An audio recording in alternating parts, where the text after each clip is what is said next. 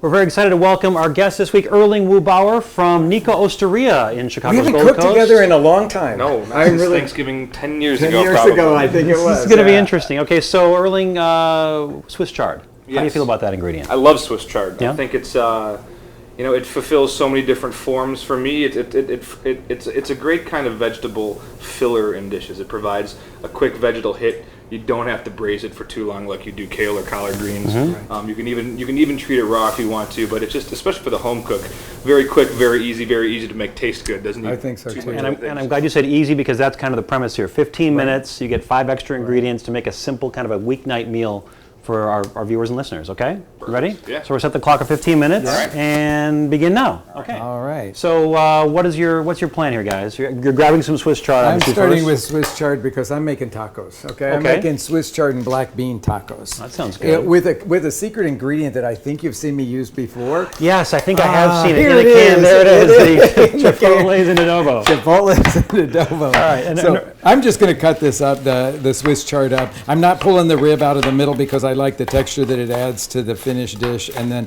that'll give me what I'm looking for with this black beans. Okay, and Erling, what's your plan? You cut up an onion. cut up an onion, because onion pretty much should go in everything, I tend to believe. Okay. And then we're going to just do a very simple Roman rigatoni. It's a rigatoni with black pepper, pecorino cheese, and pancetta in this case, and we're just going to add some Swiss chard to it to kind of give it a nice green and vegetal flavor. So how do you start? What we're going to do first is we're going to go ahead and turn on a pan. Okay. Over pretty aggressive heat. Onions, when they get really caramely, almost provide like a meaty sweetness and a backbone to dishes like this. But just because that's not enough, we're going to add some pancetta. Of course, As Rick pancetta. taught me, adding pork belly Of to course, anything. anything is the right thing. Okay, so to you do. mentioned, as Rick taught me, now there's a little bit of a connection here, a little bit of a history you guys have. You want to explain that? Well, I mean, Rick's been teaching me to cook since I was 6, and that's not an exaggeration. Actually, I think that was the first time that we cooked together when he was 6 years old. Amazing. Yes. So this has got to be, well, not a little nerve-wracking for you, Erling, right? No, are you kidding? No, we've cooked not at together all? a lot. But Okay. it's been a really long time since we've had this opportunity to be in the kitchen together. So you've got some pancetta in there, and a little bit of oil, A too. little bit of olive oil, just Okay. to kind of get the situation moving. I want to see what Rick's doing now. You added some black beans. I did. These Okay. are some home-cooked black beans, and I put some of the liquid in there. I may go back and add a little bit more, but this is because Swiss Chard's cooked so quickly. I'm just going to heat all this up together, chop up a chipotle and add that to it, because with the canned chipotles, what you get here is a whole lot of other flavor as well, because you get a little bit of tomato vinegar, you get a little bit of garlic in that. I want to see this technique for the folks watching on video. Erling is doing this really quick there. Great technique. And by the way, you want to watch us on thefeedpodcast.com or on our YouTube channel, The Feed Right. Podcast, to see this video, because so this is, what are you describe doing? that whole Describe what you're movement. doing. You grab the end of the stem. I'm grabbing the end of the stalk with my left hand, Yep. my non-dominant hand, and I'm pinching the leaves around the stalk here, and then just pulling with a good amount of. I mean, this is not a delicate process at all. But you just want the leaf. Okay. So you kind of roughly chop the leaves Yes. up, and that's going to go in with your Go pancetta? in with well, we're going to do pancetta and onions, and then we're going to do Swiss chard. Okay. And then for everybody at home, one of the things, a couple basic pasta cooking notes over here. One, you always hear arguments about how much salt to put in your water. As far as pasta water goes, people say your water should be as salty as the ocean. I think that's a bit aggressive. It should taste well seasoned, and we taste a lot of water for this reason, right? You should just taste your water, make sure it's salty enough that your pasta actually has some salt to it. Otherwise, you're going to have a beautiful salty dish, well-seasoned dish, and you're going to have pasta that's completely underseasoned. Because you are making all the pasta from scratch at Nico. We are, yes, Yeah. we are. Okay, so as you said, pretty aggressive though on the pancetta. Yeah. Not as aggressive with the salting of the water. Correct. Okay. And then you're just going to wait for it to get some color on the pancetta? Yeah, or? wait for this pancetta to get some color on it. Just kind of move it around, make sure it's all separated. Okay, Rick is finally chopping his Swiss chard over here. Oh, I just the decided I leaves? wanted a little bit more in my Okay. Now, why did you want to put a little bit here. more in there? What's that? Why more? Oh, because I wanted the proportion to be about 50-50 beans and Swiss chard here. Okay. And once that Swiss chard cooks down, and it really cooks from a huge pile to a small one very quickly, you'll notice that the Swiss chard here wasn't quite in that proportion. Okay. Now, one of the things that is a very interesting thing that Erling just said had to do with taste. And a whole lot of people cooking at home don't taste as they're going along. And to me, it's the most important thing that you can do. Every chef I know tastes constantly as they're cooking because you want to develop flavors. You want to add the right amount of salt at any given level. So if we're talking about pasta water there, taste the pasta water. I can tell you that almost no home cooks taste the pasta water. We've got 10 minutes to go. We're a third of the way through. Erling now adding is it rigatoni? Rigatoni to the water. Okay. You made this? Yeah.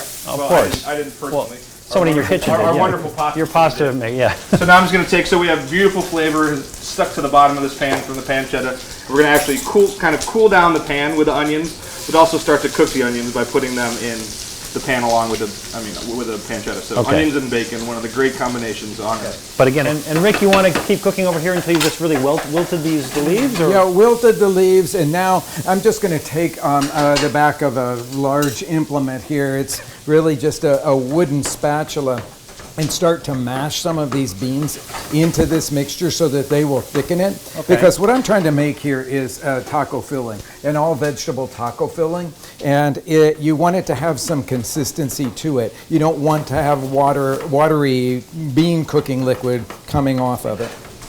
And so now we're going to go over this step that I wish that everybody would do at home. The key to making great pasta is that the pasta has to spend time in the pan with the ingredients. Okay. It absolutely has to. And I'm going to show you a really quick key trick here. I'm going to go quick because my pasta's about to overcook, but we're going to take some of this starchy pasta water, and away from the heat, we're actually going to ladle some of this water, which has all the starches from the pasta, into the pan. This is one of the keys to pasta cookery that nobody does at home. And I'm actually just now going to, since these now are in perfect reverse of my kitchen, turn that off, and I'm going to go ahead and walk behind you and drain this pot. Okay, I will underscore that is the most important thing that you can do is work with the pasta in the pan and some of the water that it's cooked in, because it's got this gorgeous starchiness to it. So we're going to go ahead and kind of restart the process here. Okay. We have the pasta drained. All right, keep going, I'm sorry. We have the pasta drained. We have this delicious pork fatty, oniony water over here, basically. And we're actually just going to go ahead and put the pasta into the pan with all of this goodness. And so we've undercooked the pasta just a tad, right? But what we're doing is we're emulsifying the starch with the water and creating a creamy sauce, right? Okay. And Rick is making some tortillas over here. I'm making tortillas, so here's the tortilla tutorial. All right. You first of all have to have the softest masa that you can possibly have. It should stick to your fingers just a little bit.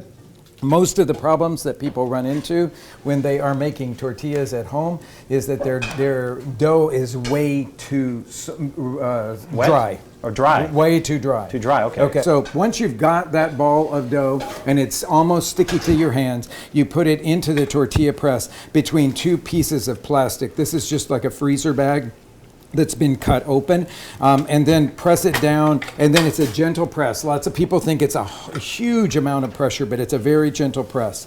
Then open that up, and then you have to unmold it. So you unmold it by aligning the top of the tortilla with the top of your hand there, and you peel that paper right off of it, or plastic right off of it, and then you, with this motion, you lay it down onto a griddle. Now this is heated to 2 different temperatures. This is cooler on this side, and this is much hotter on this side. So you can see that when I flip it over, it starts to bubble up. You can see little bubbles coming up inside of there, and that's what makes a tortilla really light. And when you eat it, it's just a remarkable experience. So it's about 30 seconds that you leave it on the first side on the cooler end of the griddle. And when it will release itself from the griddle, you flip it over before it dries out on the edges, but just when it releases itself, you flip it over. It's another 30 seconds or so to get sort of brown spots on it, and then a second flip, and it should balloon up a little bit. Great technique here. Again, if you're listening to us, you want to be sure to watch the video on our YouTube channel, The Feed Podcast, or just go to our website, thefeedpodcast.com. You can see all the videos there.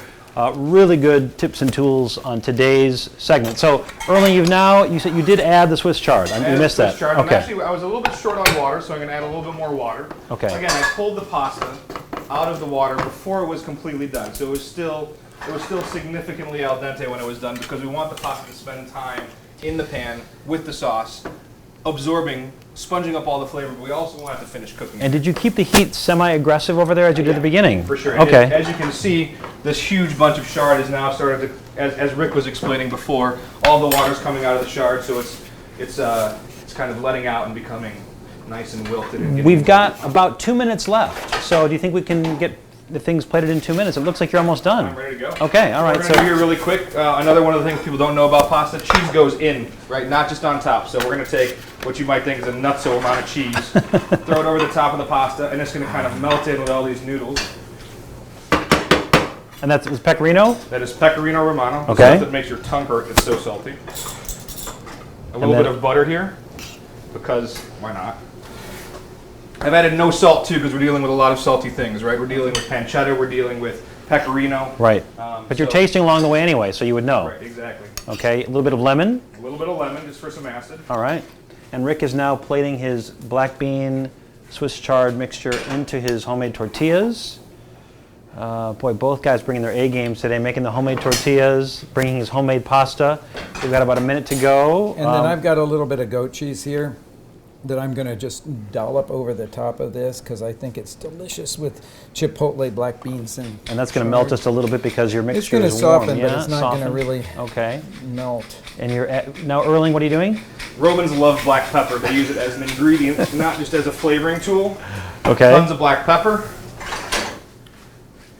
And that's it? Yep. Beautiful. Oh, it's all turned color. The pasta has actually picked up some of the color from the chard, right? Yep. Yeah. All right, so both guys plating now. Both have finished. We've got about 30 seconds to go. They're both going to be right on time. This is just looks beautiful for Doesn't a it? weeknight meal. Man, My both of mouth these is look watering. great. Fantastic. And that's time. And you're going to finish it with some more cheese. Okay. All right. I like that. Fantastic. Let's take a couple pictures and then we'll start tasting. All righty. My mouth is watering. My mouth is watering Okay. too. All right, pasta time first. Yes, All right. please. All right, here we go. Please. I've had this a million times. I want to go to this. All right. Make sure we get a little bit of the Swiss chard. Oh, Yeah. Pork, right? and the pork, the pancetta.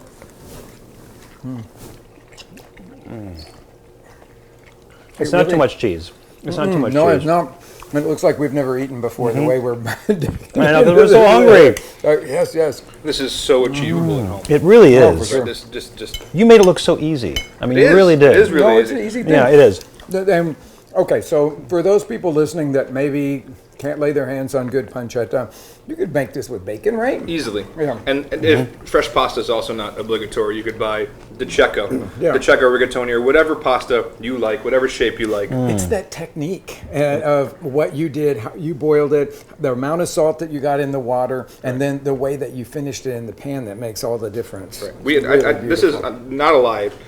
Kimberly, my girlfriend, and I eat like this at home all the time, right? Just get home after a tired day at work. You don't think you can do anything, and you can have a beautiful pasta, really without even thinking about it. You know? Fantastic. Nice use of the Swiss chard. Okay, now the taco time. Okay, now And I these are by also, this is cheating, I know, but I also have a little Valentina hot sauce and a homemade habanero sauce where the mash was put into rum barrels, so you might want to have a little taste I'm of gonna that too to go on the top of it. Most people have some kind of salsa in their refrigerator. Like a so- little bit. Yeah, I'm gonna is be good. careful with It's that. good, isn't it? Oh my God. Yeah, I like it. So I'd say just drizzle on your momentary preference there, and hopefully you'll like that tortilla. I love it with the goat cheese too.